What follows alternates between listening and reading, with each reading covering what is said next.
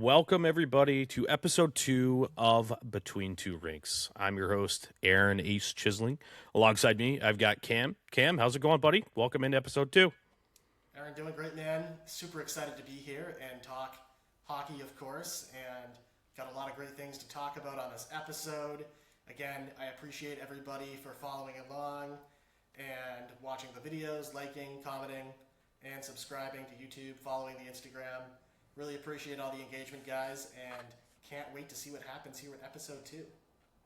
Yeah, it's going to be a fun one. So we've got a couple of great guests that are going to be joining us. We're going to host Vicky and Sophia from Powerhouse Performance. They are both D1 women's college hockey players with Merrimack College.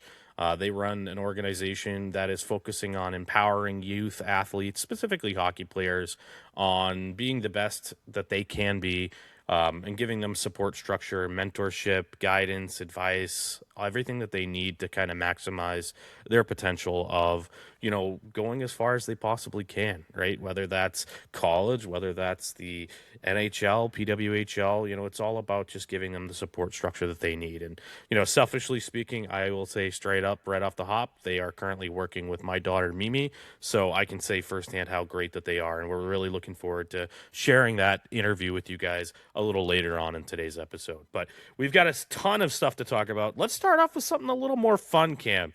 And I don't know if you're kind of in the same boat as me, which I think you are, but the World Cup fever has absolutely taken on here in New England, and none better than the Scots in Boston. What are the Scots up to, Cam?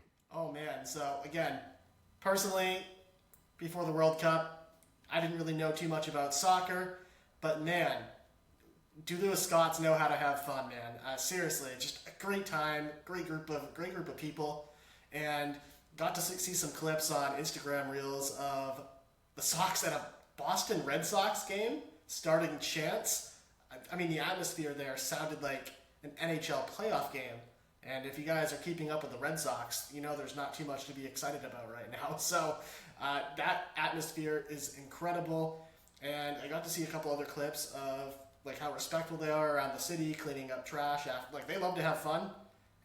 But man, very respectful group, super fun, and man, do they love to party. Yeah, it's pretty impressive that, there were reports that the flights were running out of beer on the way over to Boston, and now it's come out that the bars at, all across the city have actually run out of beer as well, and they've had to bring in emergency, logistic supply beer, which is not something you'd have to really expect to hear from Boston. They were saying that even the beer consumption is exceeding, St. Patrick's Day levels in Boston, which is pretty impressive. So between the Scots in Boston, the Tartan Army takeover of Fenway Park, and now we're also seeing the Norwegians going nuts around the city too, doing their row thing. Like they're on a Viking ship they were doing it at TD Garden on the escalator as they're going up the escalator, like they're rowing. So this has been really, really fascinating. I think what's been kind of funny for me has been the amount of positive reactions that these people that have never been to the United States have from not just New England, but, across the board. Our stadiums and our culture and everything has been perceived so positively in a world that kind of has so much negativity around it. That's been pretty cool for me. No, I agree wholeheartedly, and it's just really nice to see some sort of positive news come out, and it's definitely definitely what the city needs, and definitely gives us a good perspective, right? Of wow, these guys, they're just here, they're having a good time, they're enjoying the moment, and it makes me sit back personally and think, damn, I should try to enjoy the little things more in the moment. So 100% really good perspective. Yeah, and so it's going to be fun to kind of keep an eye on this. Obviously there's still going to be some World Cup matches for the next month or so going on through Boston. But let's pivot gears. Obviously this is an interesting time in the NHL. We'll talk about a little bit of the comings and goings, in regards to the Stanley Cup results and everything like that. But let's keep this focused on the black and gold for right now here. The Boston Bruins announced the preliminary roster and schedule for 2026 development camp. A little bit of an interesting schedule on this, particularly because in the past they've released that roster post-draft. So you have the full roster of players that were just picked up. They're putting this roster out before the draft has even happened. So this is definitely not a finalized roster. But I'll hand it over to you, Cam. If you have the roster up in front of you, why don't you go ahead and just kind of go through some highlights or anything that you want to kind of touch on for this specific roster release? Yeah, there's a couple interesting pieces to this roster. I love seeing William Moore on there and Cooper Simpson. A lot of people are really high on him, as well as Will Zellers, who had a really great NCAA season. So again, really excited to see those guys up front, including Becker Henderson, Dean Letourneau. A lot of great prospects for Boston in the NCAA right now, and super excited to get to watch them at development camp. On the defensive side of things, a lot of great prospects, but the guy that intrigues me the most is Blennar. Not a lot of people really knew much about his game coming out of the draft, but he's a guy who's shown on the limited highlights he has he possesses a lot of high-end skill, and that's a guy I am really excited to see. And then the last point being, which didn't come to a surprise to me, but James Hagans was left off the roster, and I guess we can talk a little bit about that. I mean, Hagans is a guy who had a long season playing NCAA. He played some games in Providence. He played some games in Boston, including some playoff games, and then went to the Worlds after that. He's played a lot of hockey this past year, so not a surprise that he's going to get a little time off, but again, it will be interesting to monitor the rest of Dev Camp. Yeah, I think that something that I'm going to be keeping an eye on specifically is going to be, Will Zellers. I want to see if he can keep that momentum. He had a really strong World Juniors, was one of the leading scorers for Team USA alongside James Hagans. So obviously that's a name I'm going to keep an eye out for. And then the other one's going to be obviously Big Dean.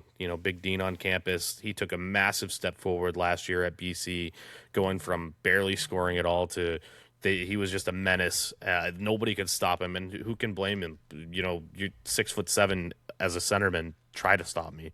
And he really was starting to use that frame and had a little bit of a nastiness to his game, which I really like to see. And I think that will translate well to the pro game when he's ready to take that jump. But those are some of the names that I'm going to keep an eye out. And also, I want to just give a quick shout out to UNH goaltender Kyle Chavette.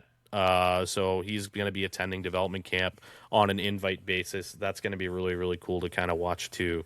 But yeah, it would be interesting for me to see how many of these players end up getting a contract offer, and maybe we'll be attending rookie camp later on and going up to Buffalo for the Prospects Challenge as we get closer to the season. But, obviously we've mentioned this before. We're very excited for Dev Camp for a variety of reasons, but specifically between two rinks, we're going to be attending and we're going to be recording live, and hopefully we'll have a nice, interview set up for you guys with an alumni with a team, TBD who that will be. But, we're really looking forward to Dev Camp. Any other thoughts on Dev Camp before we move on, Cam?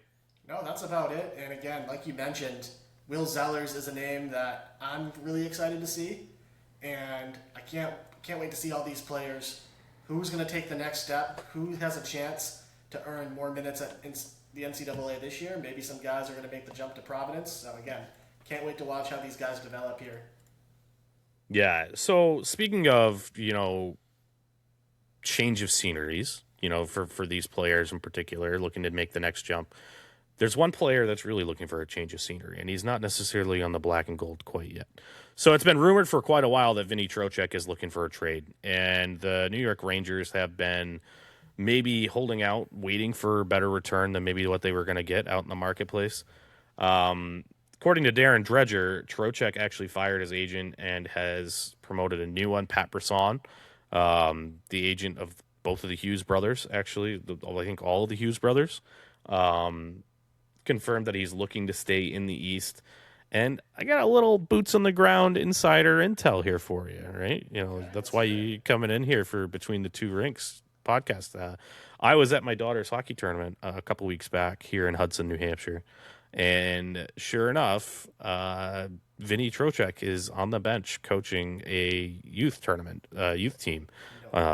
So he ends up coaching against my daughter. My daughter wins, of course, because everybody knows I'm a better hockey player than Vinny Trocheck. So, that's just natural. But it wouldn't surprise me, with him having a kid that's in the youth hockey circles. It's no secret that New England has one of the best locations, not named Canada or Minnesota, for youth hockey development. It's certainly better than New York City, right? I mean, you had Jerome McGinley when he was here, a Canadian guy, ranting and raving about how good the youth hockey was here. He ended up staying in Boston after his career here was done, just so his son could continue to play for these teams here. So, I'm just playing a little bit of matchmaker here. Vinny Trocheck seems like the kind of guy that ends up a Bruin. He wants to stay in the East. It's the Bruins need another centerman. What do you think about that fit, Cam? I think, personally, Vinny Trocheck isn't a guy that I would be targeting for Boston. He's a guy who's a little bit older. I believe he's 32 years old. Again, really great player. Two-way game. If you need a guy to win faceoffs, Trocheck is the guy. And he's a guy who's a very consistent player, plays a really good two-way game. But I feel like for Boston, you got a guy like Elias Lindholm, who's probably a poor man's Vinny Trocheck. Let's be honest, right?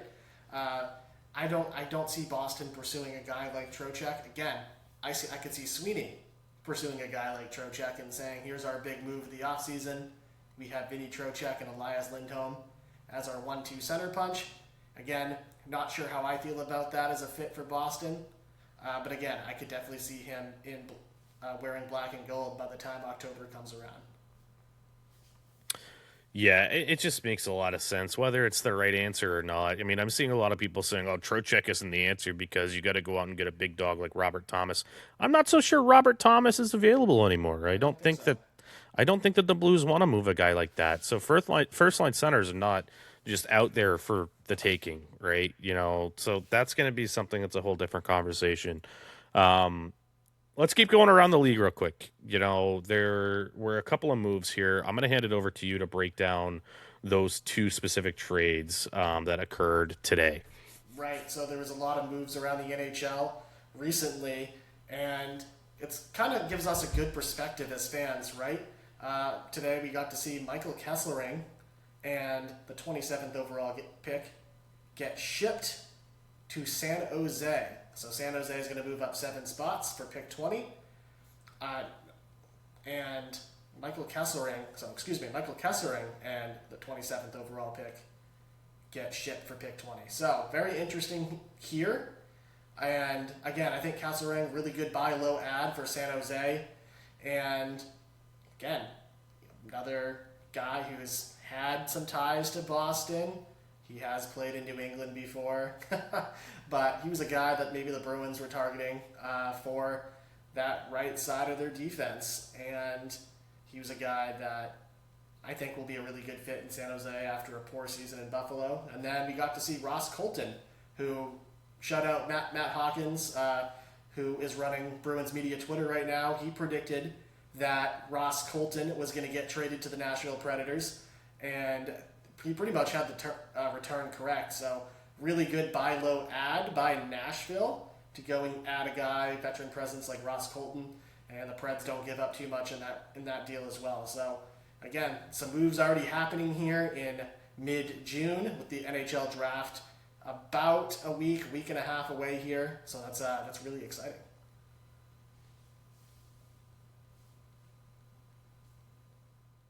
One thing that I really found interesting with the whole thing was San Jose didn't really have to pay much at all to get Kesselring out of Buffalo. Now, obviously, he didn't really fit in super well there, I don't think.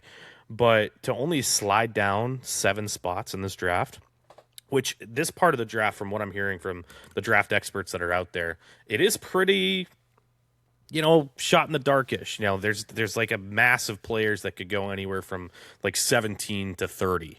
Right. So just to slide back 7 spots there to pick up a player, a right-handed defenseman that is an immediate NHL level plug and play, helps them shore up their defense that really was kind of suspect at times last year. That's a no-brainer. That is a slam dunk for the Sharks as far as I'm concerned. So one thing that I'm interested in kind of bringing up about this is with the movement of defenders, right, there's some rumors specifically by Frank Saravalli, 2 names that the Boston Bruins are dangling out there in the trade market. And one of which has been pretty widely reported, and that is Mason Lohrei. But the second one was kind of a surprise to me that there would even potentially be a market for this individual, and that is veteran centerman Sean Corrali. What are your thoughts about these two names? Do you think Lorai would be more of a package move to try to upgrade the roster, or would they be looking for draft capital? What are your thoughts, Cam? Well, it's a very interesting situation with Mason Lorai, right? And if we want to compare apples to oranges, right? Michael Kessling and Mason Lorai could have similar value. You obviously just saw what Michael Kessling just brought back to the table. Maybe Lorai could be moved if Boston wants to move up in the draft, and maybe they want to pack. Maybe they have their eye set on somebody, and maybe they want to move up about 7 or 8 spots, and they can package him in a deal and move up to go get a player they really like. I'll tell you right now, if they trade Lorai just to move up 7 spots, I'm going to have a stroke. Like, it better be a little more strategic than that. Right. No, I agree. And personally, I'm not a fan. I believe Mason Lorai should be on the Bruins roster next year, playing with a defensive defenseman. Mason Lorai has a ton of talent and a ton of potential. And again, if Boston's just going to move him for a fucking 3rd-round pick, what are they doing? And again, if you're trading Lorai to go in a package to really upgrade a certain position of need, maybe I can be for that. But I am not a fan of trading a 24, 25-year-old defenseman who, again, has shown a lot of promise. And let's be real, his deep hit partner this year was Hampus Lindholm, who, quite frankly, struggled. And I think going out and trying to acquire a top 4 right-handed defenseman to play with Lorai, somebody that's really good shutdown, would probably be a better move than packaging Lorai in a 1st-round pick to move up in a draft, or just trading him for a crappy draft pick. So I'm interested in kind of pivoting here a little bit. And this was actually some of the feedback and thoughts that were coming out of the Anaheim Ducks market. And obviously they're having some contractual stalemates with a couple of players, Owen Zellweger, we've got Mason McTavish, and obviously the front office for Anaheim is notoriously stingy and difficult to deal with. In the athletic poll, I believe it was the athletic poll where they polled agents, Anaheim was far and away the leader, the clubhouse leader of most difficult front offices to work with. So it looks like there's maybe some hurt feelings. You know how negotiations can get. We saw it with Jeremy Swayman when he kind of pissed his pants and went on a little bit of a bitch fit after his negotiations. You know, sometimes these things can burn bridges and tarnish relationships. And, you know, a lot of the times it can end up resulting in a trade request. And it wouldn't surprise me if, you know, based upon Zellweger's, you know, lack of playing time in the postseason and McTavish's availability now being publicly, you know, speculated and commented upon, is there a matchup there with the Mason Lorai type package to entice the Ducks to move on from McTavish, who would really fill a big hole in the Boston Bruins? I do believe there's a market, but again, a guy like Mason McTavish, who does have a lot of control left on a long-term contract, he's a young player, I believe there's going to be a big demand for a player like that. So again, I think Boston, if they wanted to, they could definitely inquire, and I'm sure Sweeney's had conversations with Ducks management about a guy like Zellweger and Mason McTavish, and I do see that there could be a potential market, but I do see this market being very competitive, and I do see this market having teams all over the league calling about those two players because they are young and they do have potential, and it's hard to find those type of guys on the trade block. So again, Boston definitely could pursue, but be aware that this market is going to be extremely competitive, and I think the price will be a little bit higher than what the fans and media are projecting, just due to the potential demand of those two players.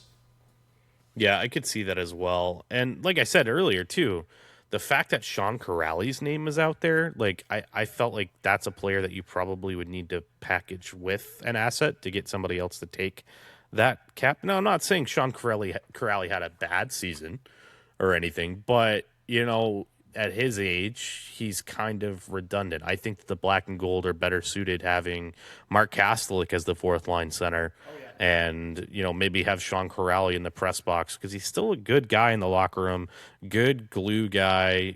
I could see him being utilized in like a situation like maybe Chicago or something where they're still trying to take that next step and, mentor young guys, but he's not needed in the black and gold anymore. So if Don Sweeney could potentially pick up a draft pick for Sean Corrali before the draft next week, by all means, dude, go for it. Yeah, 100%. Maybe move Sean Corrali for a 4th-round pick, and you can have a 4th line with Tanner Jeannot, Mark Kastelik, and some other piece of piss and vinegar that Cam Neely and Don Sweeney wants. I think Sean Corrali is a very replaceable player. Obviously a great dude, and he's a great culture guy and well-respected in the locker room.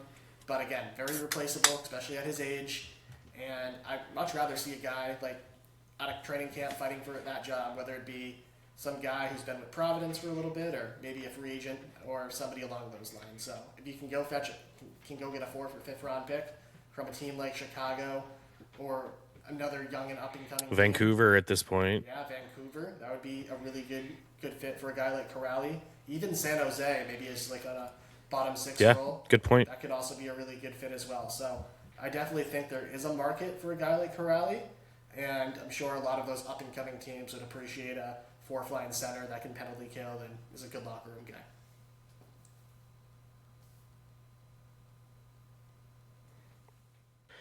So let's pivot here. We're going to go and talk a little bit about the PWHL. This has been a very, very crazy time in the PWHL, between the very, very confusing, archaic, I can't even use the word archaic because it's just mind-boggling process that the PWHL has for expansion, with the Fleet losing half their roster and then going straight into the draft to try to supplement it with another half of a roster. It's just a crazy, crazy time, but that doesn't stop the Boston Fleet from absolutely cleaning up in the hardware department for their regular season performance last season. Cam, I'm going to throw it over to you just to kind of go through the awards that the Boston Fleet were able to bring home last season. Yeah, oh boy, did they clean house or what? So Megan Keller awarded Defender of the Year, really well deserved, and again, really historic year for Megan Keller, and for what she did on the national stage, but also in the PWHL as well. Fantastic player, really well deserved, and big reason why the Fleet were the Fleet last year. She's a phenomenal player, obviously really good defensive team. So congratulations to her. Frankel, goalie of the year. Congratulations. Excellent choice and excellent decision, and really kind of backstopped Boston in net. And then Haley Wynn wins Rookie of the Year, and Chris Spar wins Coach of the Year as well. So really, really great season, and congrats to all the players and the coaching staff. Yeah, it was really, really cool to see that. I mean, I will say that I don't really care about Chris Spar winning because he's a traitor and is abandoning us and going, I don't know, playing for his local hometown team so he could spend time with his family like a scumbag. Like, I don't care. Fuck that guy. But honestly, all seriousness, that was really cool to see Boston represented so well on that, award stage there. So speaking of women's hockey, what I want to do is I want to take some time here before we kind of keep going through some other stuff around the NHL. Let's go ahead and send it over to our friends with our interview over with Powerhouse Performance. So we're going to send it over to that right now. All right, and welcome back to Between Two Rinks podcast here. So really excited. I have Vicky and Sophia from Powerhouse Performance joining us for a quick chat around, hockey development and their journeys to where they're at today in the NCAA world of women's hockey. Both of you, thank you so much for your time today. Really excited to chat. Yeah, thank you for having us. Of course. So tell me a little bit about Powerhouse Performance. Obviously, I'm a marketing guy. I really love the whole moniker Powerhouse based on, House Burger. It's a natural fit there. But, kind of what was your vision? What were you guys really trying to accomplish when you decided to start this little joint venture between yourselves? Yeah.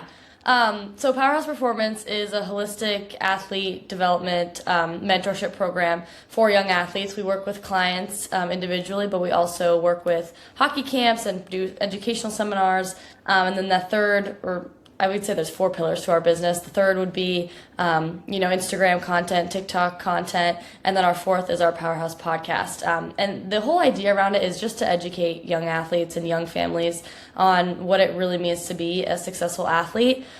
We think that being an athlete is just one part of who you are, and being a person comes first, and having success in life outside of sport is also really important. So we want to make sure that we can support athletes in the best way possible so that they are the best athlete they can be, but also the best person as well outside of athletics. That's great. And it's got to be so fun working with your sibling, too, on something like this, not just kind of being in the corner by yourself there.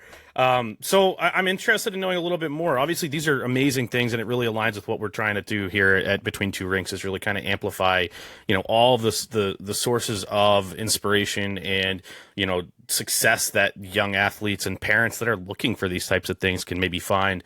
But tell me a little bit more. What kind of inspired you, Sophia, to maybe begin this journey? Was there something that you saw that maybe there was a situation where you felt like maybe you didn't have the support that you needed from a mentorship or, guidance from somebody that's been there, done that before? What kind of inspired you to take that first step and do this? Yeah, absolutely. I took a gap year and played hockey overseas in Europe. And when I came back, we were in Chicago at one of Vicky's tournaments, and my family and I, we were just chatting and reflecting on my year abroad. And we realized that I became everything over there. I became my nutritionist. I became my strength trainer. I became my mindset coach. I had to take on a lot of these roles. And I realized that I was only 18 at the time. And I realized that if I had honed in on a lot of these skills earlier on, my career could have looked a little different. And being around Vicky and her team and her age group, which would have been around 14 at the time, I just realized that I think we have learned so much in our hockey journey. We just want to give back and maybe, like exactly what you said, start supporting kids now coming up, the next generation, because we didn't have that support. I realized that I had to wear all those hats, and now that we've both learned a little bit of something, and we're still learning because we're still on the journey, we can be that support for younger kids now, and also for families, because the hockey journey and youth athletics in general can be really tricky to navigate. It can be complicated. What do I have to go to? What's really important? Is this money really worth it? Is it not worth it? And there's a lot of comparison out there, and parents think if I don't do this, I don't do that, I'm letting my child down. There's fear of missing out there. So all in all, I realized that there's a market there for just support, and we would love to have it. So I know with sorry. Go right ahead. Sorry. No, you're good. Keep going. Having Sophia go through it, I was like, there's hockey players out there that they're the oldest sibling, or they don't have someone. Like, I had Sophia, so I was like, what did you do in this situation? Yeah, you had that mentor built right in, which is excellent. Yeah, exactly. I got lucky. So I realized I had a moment where I was like, other people don't have this, so they have no idea what to do, what emails to send, what workouts to do, what to eat. So that was another thing that helped us kind of like, we want to be those people for everyone else. Yeah, for sure. And in case you guys don't know, if you're listening, obviously I'm a father of a little girl that's now playing hockey, and this is all uncharted territory to me. Now, I'm a goalie. I never played at a high level. I started playing ice hockey when I was 12 years old. I was like the 5th goalie in the depth chart for my high school. Like, I never got to do these things that my daughter is now doing. So when I am able to have a resource like the Powerhouse performance team to lean on when I'm in these areas, like, do we need to chase a AAA team when she's 9 years old? Do we need to do all these camps? Do we need to do all these things? It's immensely beneficial. So if you're thinking about utilizing a service, not just Powerhouse, there's other ones out there too, but especially if you have a daughter that's looking at hockey, definitely give Powerhouse a call. Now, I'm interested in, kind of just pivoting back here on why you guys are qualified to talk about this too. Obviously, Sophia, you mentioned that you spent some time overseas, but, tell me where you guys are at right now, where you guys are going to be playing this upcoming season. And, I think that will be helpful for our listeners. Yeah, absolutely. You want to start? Yeah. So my first year, I did learn to skate. My first year I played with boys, but that was still like split ice. kind of just running around. Then I went to the New England Wildcats. I played there for how long were we there for? Quite a few years. Yeah, a few seasons. Then I went to Valley Junior Warriors for 2 seasons, I believe. Then I was with the North Shore Vipers. I was able to win nationals with them, which was really cool. Nice. And then I continued on to go to high school at Lovell Academy. I was there for all 4 years. From the first year it was even a thing. We stayed at a hotel the first year, which is a whole nother story. And then, yeah, I just recently graduated, and then in just a few weeks I'll be moving in to Merrimack to play college there. Or play hockey there, sorry. Hey, college hockey is awesome, man. That's really cool. What a journey you've had. I mean, and it's kind of funny too because I mean, my daughter's now played for the Valley Junior Warriors, and now she's going to play for the Wildcats. So I see a lot of similarities here. So that makes me feel good that maybe Mimi's on the right path there. So that's good. What about you, Sophia? Yeah, I also played, learned to play for a little bit, and then I played for the Edge, New England Edge. I played for New England Stars. I played for so many club teams. I feel like when you're a little kid, you just bounce around, and because we're girls, we played on girls teams and boys teams. I played for the New England Wildcats myself as well. And then I ended up going to New Hampton School, a prep school. Played there for 4 years. It was the best 4 years ever. And then when the college recruiting process started for me, I was in between schools talking to a couple different ones, and Merrimack told me that they wouldn't need a goalie for my immediate year out of high school and that I could take a gap year. And playing on the national team over in Austria has always been a dream of mine. Vicky and I have dual citizenship, but in order to play on the national team there, you have to be rostered for a season on a club team. So I said, yep, I'll take it. I will take that gap year. I will go play overseas in Austria and then come back to Merrimack. So I did that. I played for the Lakers in the European Women's Hockey League over in Austria. And then went to Merrimack for 3 years, and now I'm transferring to Syracuse in the fall for my final 2 years of eligibility. So tell me a little bit more about that transfer process here. I mean, I'm interested in, obviously you hear a lot about it, the transfer portal on the, the men's side. Naturally the men's hockey D1 stuff gets a little more attention than what the women's side is. So how does moving from a program like Merrimack to a program like Syracuse, how does that kind of process work? And, how do you think that's going to maybe impact, what next steps look like for you? Yeah, absolutely. The main reason that I wanted to make a change was because I wasn't getting the playing time that I was working so hard for at Merrimack. And that's not to say, if you're not getting the playing time, you should immediately transfer. That was not the case. I gave it a few years, and it was a really hard decision to make because not only was Vicky coming, but I also loved Merrimack. I did not want to leave. I felt a part of the program and a part of the school. But transferring was a unique situation for me because technically I'm going to be I will be a grad student at Syracuse. I graduated early at 3 years. So the transfer process for me looked a little different because I wasn't, thank you, I wasn't transferring as an undergrad. So I was just transferring as a grad student. But yeah, the transfer process is unique and scary, but also really exciting at the same time. It's the initial recruiting process all over again. You just kind of have a lot of hard conversations, and then you put yourself out there. You don't know who's gonna bite, if they're gonna bite, when they're gonna bite. And then when they do, you have to make sure it's the right fit. So yeah, a lot of conversations.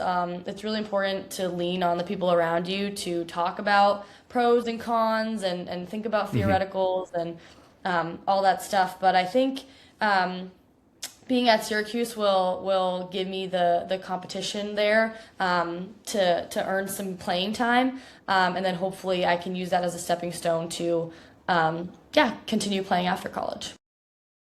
That's awesome. And I mean, as a goalie, there are games where you don't play, and that's fine. That's part of being a goalie. But, when you find yourself being so far behind and not necessarily seeing a realistic path toward having that crease. It's got to be pretty frustrating. So I definitely, admire you for advocating for yourself and going out and finding an opportunity where you can earn that ice time. So that's great. Thank you. Let's pivot here a little bit back to Powerhouse and kind of what we do for these young athletes with you guys over there.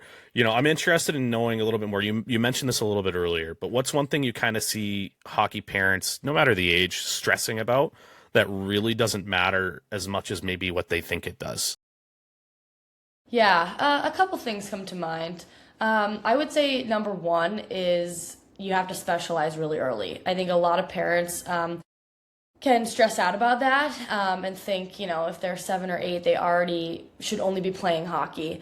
And that is not the case. I mean, you can correct me if I'm wrong, but we've been interviewing professional women's hockey players and Olympians and other college players, and they all played multiple sports growing up. I mean, I played multiple sports in high school still. I played soccer for a season. I played tennis. We ski. So I think it's really important for parents to know that don't force your kid into one sport early on. Let them run around, let them play other sports, give them a break from hockey because it's possible that they burn out. So yeah, I think, and it's also great to develop athleticism, so prevent injuries and all that stuff. So I would say that's the biggest thing that we see with parents. All right, that's some good insight. Yeah, so specialization is not necessarily something that you need to really focus on. And you see it at not just the women's side either, or the Olympian side. On the men's side too, you have NHL players coming out and saying, hey, be a multi-sport athlete. So that's really great. I have another question for you here. So confidence, this is a big thing that you guys talk about in all of your messaging, right? Visualization, confidence, positivity. How can parents potentially actually help their children build confidence in their kids instead of unintentionally hurting it? I find myself on that ride home wanting to hyper analyze every shift of my daughter when she's out there. And I have to really kind of check myself a little bit and say, hey, this isn't going to help. She's going to start really hating these conversations and she's going to dislike the sport if I start saying, hey, I don't know what you did on that shift. Why didn't you back check hard enough? Da da da da da. What do you guys kind of think about that? How can parents kind of shift gears?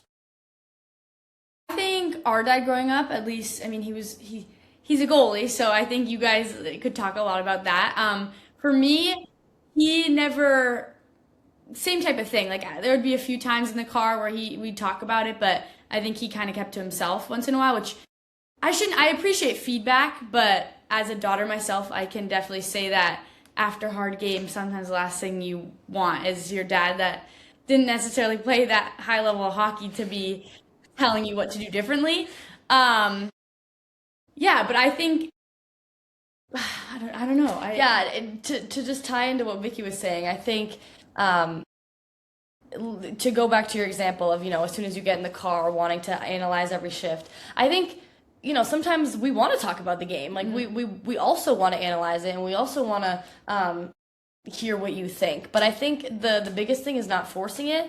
Dad kind of, he could read the room a little bit and step back when he needed to. But that not forcing the conversation almost made it easier for us to have it when we were ready. I think everybody's like this, sometimes you're just not ready to talk about something. So, our advice for parents when it comes to after a game, focus on questions like, did you have fun? And how was it playing with X friend or Y friend? Or, what did you think about that fall? Or kind of shape the conversation around things that aren't necessarily about the hockey itself. And then gradually ease into that. But also, not talking about it is okay for a little bit. And then eventually, we come around and then it's a better conversation. Yeah. Yeah, I think it's definitely to Vicky's point, Dad, you play beer league and you capped out at playing midget like tier 3. Like, I don't really want to hear your opinion on things. So I definitely can understand that. And when you guys, I think I kind of alluded to it on our last call between you guys and Mimi. I was like, she's already heard this stuff from me, but can you guys please say it so it actually resonates, because Totally, yeah. it doesn't from me. So We had a that's great. conversation with my dad today, and he said the same thing. He's like, I tell my son these things all the time, but he's not listening to me. So I literally call somebody else over to tell him the exact same thing. He's like, oh my God, Dad, this guy, he's so smart, he's so cool. And it's like, I literally told you that yesterday. That's so funny. So with parents that have dreams of their child maybe playing college hockey someday, you know, we kind of were talking about the recruiting process a little while ago. I mean, obviously, Vicky, you're fresh off of it, and Sophia, you're kind of going through it with the transfer process, right? You know, what's the kind of biggest misconception about what the recruiting process looks like and how it kind of plays out? I think, at least for me, before it seemed like this big, scary thing. Like, everyone has the date, June 15th. Everyone's calling, and some people are expecting a call, some people aren't. And I think it doesn't have to be scary, because, like, seeing it with my team, all the girls ended up committing to the best school for them, and everything unfolds perfectly. And just to remember that it doesn't also need to happen immediately. Like, plenty of people, I didn't get called directly on June 15th, and I know a lot of my teammates didn't either. So I think the biggest misconception is that, like, that summer that you can start getting committed, it happens that summer. Like, I had people on my team committing a few months ago for this upcoming season. So I think timeline of it, and that it's this big scary thing, but if you're calm during it, send the right emails, go to the right camps, it can unfold pretty well. Yeah, I would add on to that and say I didn't commit until late August before my senior year of high school. So I was late as well. Yeah, and to Vicky's point, just to reiterate, like, everybody's journey and path is different. So you can't compare. There's no point in comparing. And Vicky and I are also big believers that everything happens for a reason, and what's meant for you will come to you. So, you know, if you don't get to a school that you want, or you don't get to, you know, play for a certain team or a certain coach, then it just wasn't meant for you. And I think sometimes you just have to make the most of what you're given. And yeah, I think another common misconception is that you have to be the best player, and you have to score the most goals, and you have to have the most points and the most blocks and the most saves.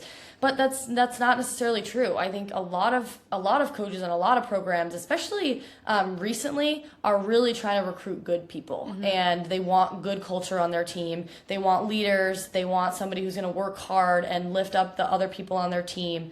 And everybody's role on the team is different. You know, you might not be the top scorer, but you might be the third line who's grinding, or even the fourth line, and that's just as important. So don't get so caught up in your stats, and focus more on your character and how you present yourself off the ice, because that goes a long way. That's a great feedback and great advice to everybody. And I think that transcends not just youth athletes, but, you know, team play in general. And that even goes to the corporate environment and the workplace too. So those of you that don't have any kids in hockey, or aren't necessarily in hockey and follow us for the Bruins stuff, take that to the office and work with it too. So let's wrap this up with a lightning round. Quick hits here. And if you don't have an answer, that's fine. But right off the hop, I want to know, maybe from a mentor or a teammate or a coach, if you guys have one piece of advice that's kind of resonated for each of you, like best piece of advice you've ever gotten. Could be hockey related, might not be. Yeah. You go first. I need to think. I just said it, but it's really just what's meant for you will come to you. And if you're looking for an opportunity and somebody else gets it, then it just wasn't your opportunity to be had. And that's really hard. It's really hard to think like that, but it's true. So if you can really wrap your head around that, it's really life changing. Yeah, I honestly think that's. All right, Vicky, did she buy you enough time? I guess my answer is kind of boring to say it's the same one as hers. I think, especially during my years at level, and the recruiting process and everything, you see everyone around you committing to schools and whatnot, or like other people getting more ice time. And then I'm like reflecting back on my years, and I'm like, everything worked out exactly how it did. I wouldn't have wanted to change a single thing. So in the moment, it might seem kind of hectic, but everything plays out. And if you can be a big believer in that, that's great. Yeah, and it's got to be pretty exciting and also maybe a little intimidating for you. I haven't spent a lot of time overseas or anything like that, Sophia, so I can't speak to your journey, but I've walked into Lavelle, however you say it. I've walked into their rink and you see all the signed pictures of players that have played D1 and NHL and everything like that. So you know you're in the right place. So that had to really probably make you feel good. Yeah. Next question. This one will probably be a little easier. Favorite hockey memory for each of you? Oh my gosh, I don't know if it is. Maybe not so easy. Yeah. I think mine would be winning nationals with my North Shore Vipers team. What year was that? It was before or after COVID? I think I was a senior in high school, but I don't know. Yeah, I would say that was because we had gone to states, and I don't even think we made it to semifinals really. Like we didn't do that good, but we got an auto bid to states. Same thing at states or nationals. We got an auto bid to nationals, and then at nationals our first few games were not good, and then somehow everything worked out. We went to like a 10-round shootout. Wow! And then we ended up winning. So I think that was my best memory. Mine is probably when we beat Clarkson this past season. It was one of our first games, and yeah, we upset them because they were nationally ranked. We were not. And it was electric. Nice. That's great. Closing question for you guys. If every hockey parent listening tonight could take away one message from this conversation, what would you want that message to be? Yeah, I have one. Yeah, you got it. Just from having conversations with our parents now that we're older, they loved coming to tournaments with us and meeting new hockey parents and hanging out with them outside of games. And even though in the moment it's like, I gotta drive to Canada or I gotta spend how much money on a flight here, I think parents should just enjoy the journey and don't stress too much about if your child's gonna make it big or anything like that. Just enjoy the moments that you have with them and the people around you, and everything. We've said it so many times already, but everything's gonna work out the way it's supposed to. So that would be my advice for parents. I agree. That's what you got too? Yeah, I know. You keep taking my answer. No, I Two for agree. two. I love it. Yeah, to tie in, I think. Go ahead. Sorry. If you have one. Yeah, no, you're good. Go ahead. Just to add on, I think the best memories I have are the coolest places I've been. They're like, why were we there? And it's like, oh, you're there for a hockey tournament. Everything kind of goes back to hockey. So, yeah, I think every bit of time and money, no matter how far you make it, I think it all ends up being worth it. Yeah, best friends, best places, best memories, biggest life lessons. Like, yeah, 100%. There's so much more that comes out of it than just, making the big leagues. Absolutely. All right, guys. Well, thank you so much for joining me today. For those of us that don't know about Powerhouse yet, where can they find your content? Please share your socials, website, everything like that, so our listeners can track you guys down. Absolutely. So our Instagram and our TikTok is just at Powerhouse Performance. Our website is phperform.com. And then our podcast is the Powerhouse Podcast, and you can find that on pretty much every platform you listen to podcasts. So you can also email us at info@phperform.com. Perfect. And we'll go ahead and plug in those socials in the episode description for Spotify and Apple Podcasts, so you guys can go in there and grab that if you guys aren't able to find it. And yeah, thank you very much for both of you joining me today. It was a fantastic conversation. And hey, we look forward to continuing working with you guys personally here with Mimi. And I hope other parents are able to find the same sort of value that we have so far. So thank you very much. Thank you so much. Okay, yeah, so that was a really good interview. Once again, guys, make sure you check out their content. It's all over TikTok, all over Instagram, their website as well. Powerhouse Performance. That was a lot of fun. So back to around the NHL, Cam. Let's talk a little bit about, it's still like black and gold adjacent. It's Bruins adjacent. Former assistant GM Jamie Langenbrunner departs the organization to pursue other opportunities. Comes out that he has now, as of today, been named a special assistant to the general manager in Nashville. I'm interested in getting your take here. Is this a step forward in Mr. Langenbrunner's career? Does he see this as a step up? Or does this not seem like maybe a little bit of a parallel or maybe even step down to you? I think title-wise, it seems very parallel or maybe even a step down. But I'm very curious to see if he'll get more control over Nashville's organization. Obviously, McFarland from Colorado coming in as the president and the general manager. I'm wondering if Langenbrunner is going to be a guy that's going to get a lot more control. As we know, Jacob, Sweeney, Neely, they kind of ran the show in Boston. So, again, maybe title-wise, it's technically maybe a slight parallel move, but I'm sure the compensation and the work he's going to be doing might get him a little bit more hands-on. So that's kind of my thought process behind it without really knowing what the day-to-day operations are going to look like. But that would probably be my best guess. And again, Nashville seems like a fun place to live too. Yeah, but I've been to Nashville before. It's a great time. So yeah, I mean, it probably, you don't have the state income tax either. So he's probably going to make a little more money on that contract. So maybe that's also a little bit of the incentive for Mr. Langenbrunner. Probably means that his son's time in the Bruins organization probably won't turn into anything. Because I always kind of was like, when I saw that draft pick, I was like, that's nepotism. That's nepotism. This is a nepo baby hockey player. You're never going to play for the Bruins. So, I mean that as in a joking manner. I'm sure Langenbrunner has a bright future. But yeah, best of luck to him in Nashville.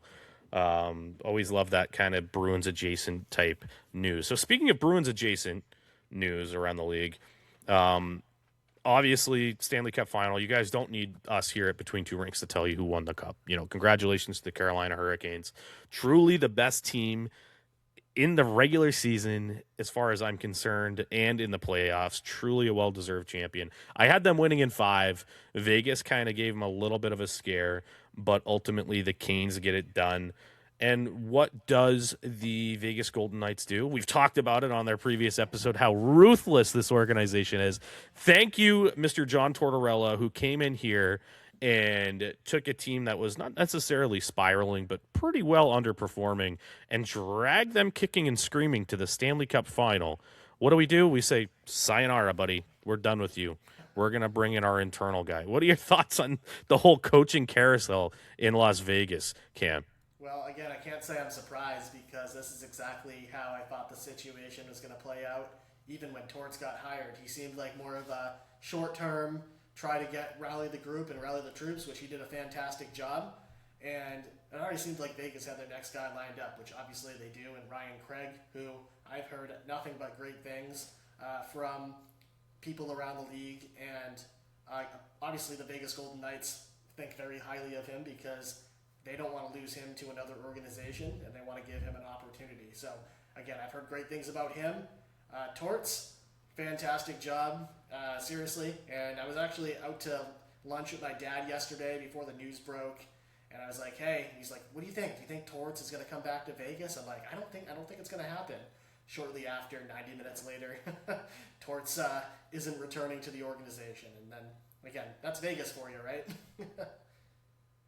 Yeah, it's crazy. You know, speaking of the Vegas coaching situation, I mean, we talked about it last week, too. It's like they're still not really letting Bruce Cassidy have unfettered access to any coaching opportunities he wants. They're still being stingy about that. General Manager Kelly McCrimmon of the Vegas Golden Knights said today that you can kind of feel like a little bit of pressure on him after he announced the new coach, that he finally did let one team have permission to talk to Bruce Cassidy. Like, that was his, like, gift to Bruce. Like, it's something that he wanted a pat on the back for. And then he proceeded to follow that up with, oh, by the way, every time we do this, it's going to be handled on a case-by-case basis. It doesn't mean anybody can talk to him. So that tells me anybody that's a divisional rival or somebody that maybe doesn't mesh well with Vegas, such as, like, an Ottawa who, you know, whined a little bit and got Vegas's pee-pee slapped, you know, I still feel like they're going to be dicks about that, but it's just funny. Like, you literally just let Torts go, and you still haven't let Cassidy go get another one, and you're already on your 3rd coach. This franchise hasn't been around forever, and they're on their 5th head coach. Yeah. Like, it's fascinating to see. What's your take on the whole Cassidy thing that came out today, Cam? Oh, man. So I'm guessing that one team is probably not the Edmonton Oilers. Just guessing on that one. Again, it's a very interesting situation, and I was talking to one of my buddies about it, and I feel for Bruce, And Butch, I think he's a great coach, and he does deserve an opportunity to continue coaching in the National Hockey League. And the rules they're so interesting, right? Because they're set in place to protect the organization, but obviously Vegas holds all the cards here, pun definitely intended. They hold the cards to where Cassidy can go, essentially, and it's just a really kind of interesting situation that I haven't really thought about too much before. But again, I'm hoping Bruce lands on his feet, and again, he's a great coach, and I'm sure any organization would at least want to interview him. Yeah, absolutely. I mean, he's a great hockey mind, and he has a shelf life like all NHL coaches do. But he'll get in there and get you a lot out of your team. I mean, obviously, he brought the Bruins to a series that they probably should have won the Stanley Cup, and then what does he do? He follows that up with actually winning the Stanley Cup with the Vegas Golden Knights. So any team trying to get over that hump, I don't know, maybe like an Ottawa Senators would make a lot of sense if they want to make a coaching change. Something like that, I think, would be a great fit. But speaking of questionable hires, what is going on in Toronto, Cam? Oh man, some jokes just write themselves, right? The Toronto Maple Leafs just hired Jim Hiller. Kind of ironic hiring a coach that can't get past the first round, am I right? Hiller spent some time as a Toronto assistant, and then spent some time as Los Angeles' head coach. I look at a guy like Hiller, his coaching career in LA was very meh, right? That's kind of what I think of him. I honestly kind of forgot he existed. I'm sure Kings fans wish, hopefully, maybe they wish the same as well. But again, I saw that hire, and then Jake has already made a couple questionable moves. He made that questionable trade, trading Woll and Benoit for Samuel Urson and Emile Andre yesterday. I'm kind of wondering what the heck is John Chayka doing, and I'm not really sure. I just kind of thought it was more ironic that they hired a coach who also couldn't get past the first round. Yeah, it's a match made in heaven. What can we say? So this is really going to kind of wrap up our episode today. We're really looking forward to next week. Next week, we're going to be focusing on a draft special. We may have a guest. We may not. It may just be the Ace and Cam show. But anyways, if you guys have any thoughts, any topics, any feedback that you have for us, please find us on our socials. You can send us an email as well. We are officially live, like Cam mentioned earlier. We are available on Spotify, on Apple Podcasts, on I think even Amazon Podcasts now, on YouTube in video form. So find our stuff. We're putting out nice, fun clips before the episodes go out too, so you can get a quick little primer on what's coming up on the show. And we are planning on doing. This is brand new news. Just in, Cam and I are going to be doing a free agent frenzy live show on the 1st as well. So make sure you're going to tune in live. We're going to be live on YouTube. We're going to be live on Twitch. So that'll be a fun thing to kind of put together. We'll be able to interact with viewers and listeners in real time as the news comes in. So, Cam, any closing thoughts for today's episode, my friend? Closing thoughts are, man, this is one of my favorite times. As an NHL fan, we got the draft coming up, and free agency is a couple weeks away. Guys, thank you for all your support on Instagram, on Between Two Rinks. We really appreciate it. Give us a follow. Give us a subscribe on YouTube. And again, keep following along for great hockey content. And, man, can't wait to see what the Bruins do here at the draft. We'll talk about that next episode. Yeah, can't wait to talk more about PWHL, Boston Bruins. A lot of NCAA transfer news are coming through with the June 15th date. So it's a great time to be a hockey fan, even though the weather's getting warmer. And, we're only a few weeks away from putting the stuff away and enjoying the outdoors for a couple of months before the ice is back in. And, we're all watching our favorite teams hit the ice again. So on behalf of Cam and myself, thank you again. This is Between Two Rinks, and we will see you next time.